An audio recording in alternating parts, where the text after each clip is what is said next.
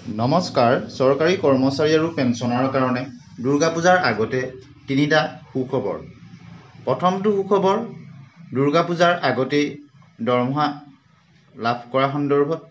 দ্বিতীয়টো দেৱালীৰ বোনাছ সম্পৰ্কত আৰু তৃতীয়টো গ্ৰেচুইটিৰ পৰিমাণ 25 লাখ টকালৈ বৃদ্ধিৰ সম্পৰ্কত।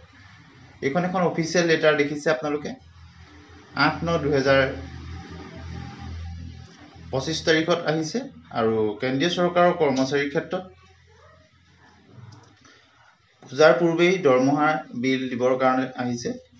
গতিকে কেন্দ্ৰীয় চৰকাৰৰ কৰ্মচাৰীৰ ক্ষেত্ৰত হ'লে অসম চৰকাৰৰ ক্ষেত্ৰত বা ৰাজ্যবিলাকেও তাক ইমপ্লিমেণ্ট কৰিব পাৰে, কিন্তু অসম চৰকাৰে বৰ্তমানলৈকে এনেধৰণৰ নিৰ্দেশনা দিয়া নাই। বিষয়টো দেখিছে माह सितंबर 2025 का वेतन बिल दिनांक 25/9/2025 तक पारित करने के संबंध में सेप्टेम्बर माहर दरमहा 25/9/2025 ভিতৰত প্ৰদানৰ কাৰণে বিষয়টো उपरोक्त के संबंध में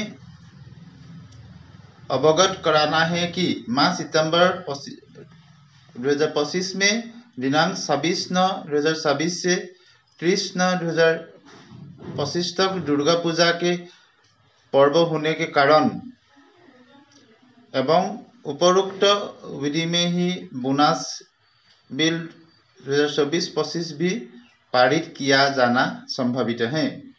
अर्थात 25 আপোনালোকে দেখিছে 26 তাৰিখৰ পৰা 30 তাৰিখলৈকে যি দুৰ্গা পূজাৰ বন্ধ আছে আৰু সেই সময়তে পূৰ্বৰ যি 24-25ৰ বোনাছৰ বিলো প্ৰদানৰ কথা আছে। সেই অনুযায়ী উক্ত ছবি বিন্দুকো এই সকলোখিনি দিশ চাই যাতে সেপ্টেম্বৰ মাহৰ দৰমহাৰ বিল 25 তাৰিখৰ ভিতৰত প্ৰদান কৰা হয়, যিহেতু দুৰ্গা পূজা এক ডাঙৰ এটা ফেষ্টিভেল হয়। সেই ফেষ্টিভেলৰ প্ৰতি লক্ষ্য ৰাখি যাতে সেপ্টেম্বৰ মাহৰ দৰমহাৰ বিল প্ৰদান কৰা হয়। আপোনালোকে নিশ্চয় দেখিছে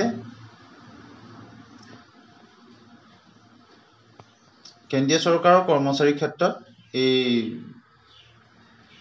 যেটো আদেশ আহিছে, ৰাজ্য চৰকাৰৰ কৰ্মচাৰীৰ ক্ষেত্ৰত বৰ্তমানলৈকে অহা নাই। আশা কৰা হৈছে যেটো সময় আছে আগন্তুক সময়ত ৰাজ্য চৰকাৰবিলাকেও কৰ্মচাৰীৰ ফেষ্টিভেল দুৰ্গা পূজাৰ যেটো উপলক্ষে যাতে বিলসমূহ আগতীয়াকৈ দিয়াৰ ক্ষেত্ৰত নিশ্চয় ইনিচিয়েটিভ গ্ৰহণ কৰিব বুলি আশা কৰিব পাৰি। এই কেন্দ্ৰীয় চৰকাৰৰ কৰ্মচাৰীৰ ক্ষেত্ৰত এই নিৰ্দেশনাটো আমি আপোনালোকক দেখালো আৰু লগতে যি পূজাৰ যেটো পূৰ্বৰ যেটো দেৱালীৰ বোনাছৰো দিন আছে, গতিকে এই দুইখন বিল যাতে প্ৰদান কৰা হয় পূজাৰ আগতে সেই সম্পৰ্কত কোৱা হৈছে। আৰু আগন্তুক দেৱালীও আহি আছে, গতিকে দেৱালীৰ বোনাছৰ কথাও আছে। তাৰ প্ৰতি লক্ষ্য ৰাখি 23/9/2025 ভিতৰত যাতে কাৰ্যালয়ে সকলোৱে যাতে বিলবিলাক প্ৰেৰণ কৰে আৰু 25/9/2025 তাৰিখৰ ভিতৰত যাতে সকলোৱে তেওঁলোকৰ বেতনবিলাক লাভ কৰিব পাৰে। प्रस्ताव स्वयमानुसार पारित किया जा सके एवं भविष्य में किसी प्रकार की अनियमितता होने से बचा सके और 25 लाख टकाলৈ গ্ৰেচুইটি বৃদ্ধিৰ কথাও দাবী কৰিছে।